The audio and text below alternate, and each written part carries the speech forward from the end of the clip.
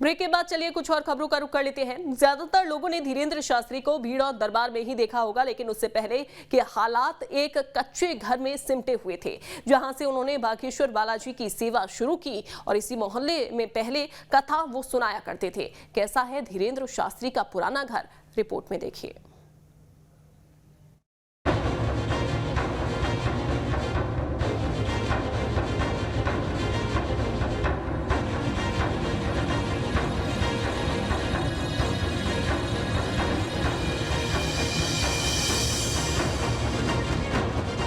इन दिनों बागेश्वर धाम के पीठाधीश्वर पंडित धीरेन्द्र कृष्ण शास्त्री की चर्चा हर तरफ हो रही है।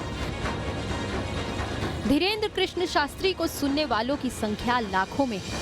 धीरेन्द्र शास्त्री के दर्शन और उनसे मिलने के लिए हर रोज हजारों लोग पहुंचते हैं। ज्यादातर लोगों ने धीरेन्द्र शास्त्री को भीड़ और दरबार में ही देखा होगा, लेकिन आज हम आपको वहां लेकर चल रहे हैं जहां धीरेन्द्र शास्त्री का बचपन बीता। ये है छतरपुर जिले का गढ़ा गांव, जहां धीरेन्द्र शास्त्री ने एक छोटे से घर में अपना पूरा बचपन बिताया। गढ़ा गांव के हम एक मोहल्ले में हैं और हम तलाशते तलाशते तंग गली के रास्ते उस घर में पहुंचे जिस घर की हम तलाश कर रहे थे। ऐसा इसलिए क्योंकि आज जिन धीरेन्द्र शास्त्री जो कि पीठाधीश्वर हैं बागेश्वर धाम के, उन्हें पूरा देश जानता है। लेकिन पूरा देश जानता है तो ये भी देश को जानना चाहिए कि तपस्या करके वो जहाँ पहुँचे हैं उनके पहले के हालात क्या थे। ये धीरेन्द्र शास्त्री जी का पुराना घर है। हम दिखा रहे हैं एक्सक्लूसिव तस्वीर है उनके घर की, जिसमें उनके घर परिवार के लोग रहते थे। और ये भी बताया है हमें कि इस घर में बचपन में वो खेला भी करते थे। हमें ये दिखाई दे रहा है कि सिर्फ एक कमरा बना है और इस एक कमरे में कुछ मवेशी भैंसें बंधी हुई हैं। तो टीन की चादर है, कच्ची दीवारें हैं, छोटी सी ईंट लगी है, एक लोहे का गेट लगा है और यहाँ पर धीरेन्द्र शास्त्री का परिवार रहता था। धीरेन्द्र शास्त्री का बचपन इसी गली में गुजरा है, इसी घर में वो पले और बड़े हैं। गढ़ा गांव बहुत ज्यादा संपन्न नहीं है। धीरेन्द्र शास्त्री भी एक साधारण परिवार में ही जन्मे। छोटे से मकान में उनका परिवार जीवन यापन करता था। वहीं धीरेन्द्र शास्त्री का बचपन बीता। हालांकि अब गांव में धीरेन्द्र शास्त्री का पक्का मकान बन गया है। हाँ, पहले रहते थे यहाँ। फिर बाद में वो वहाँ रहने लगे। दूसरा वो बना लिया। हाँ, दूसरा। क्या नाम है इस मोहल्ले का? मोहल्ला खालेपुरा कहते हैं इसे। धीरेन्द्र कृष्ण शास्त्री ने महज 12 साल की उम्र से ही प्रवचन देना शुरू कर दिया था। उनके पड़ोस में रहने वाली श्यामा बाई बताती हैं कि धीरेन्द्र शास्त्री पहले मोहल्ले में ही कथा सुनाया करते थे और वो उन्हें गोद में खिलाया करती थी। भैंसिया कहाँ बनती थी? इतने ये में एक कुदाऊं। अच्छा। हाँ, वो ये कुदाऊं रोटी बनाती है, कुदाऊं खाटिया डराती। हाँ। और यहीं खेलते थे? इतने वो खेलत रहते थे और यहीं कथा सुनाते थे? इतने अब हम जैसे हम बाम हो ना, हमने कहीं बनाता नहीं है तो चलो जैसी बने जैसी सुना दिए तो हम लोग आ गए सुना उधर है। तेल नहीं जरूरत तो सब मुंह में तेल पानी डाल देते, बिस्कुट ले देते और खाना खवा देते। जाहिर है कच्चे मकान से दरबार तक का सफर धीरेन्द्र शास्त्री के लिए आसान नहीं रहा होगा। यही तो वो घर है, यही वो कच्ची दीवारें हैं जिसमें धीरेन्द्र शास्त्री पले बड़े हैं।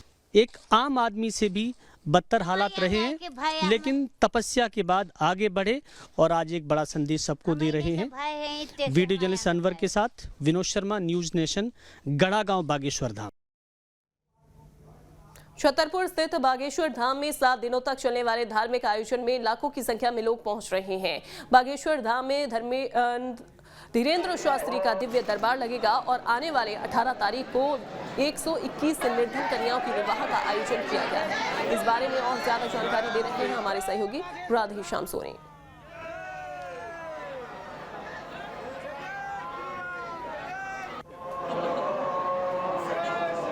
तो बागेश्वर धाम में लाखों की संख्या में लोग पहुंच रहे हैं। दूर दराज से कथा सुनने के लिए श्रद्धालु यहां पर पहुंच रहे हैं। 7 दिनों तक धार्मिक आयोजन अब यहां पर किया जाना है।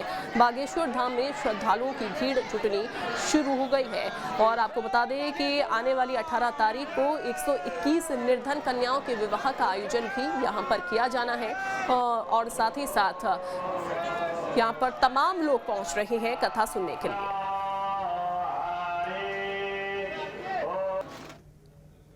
मौजूद हैं बागेश्वर धाम में, जहां पर देख रहे हैं कि एक 13 तारीख से लेकर 19 तारीख तक यहां पर विभिन्न प्रकार के आयोजन किए जाने थे।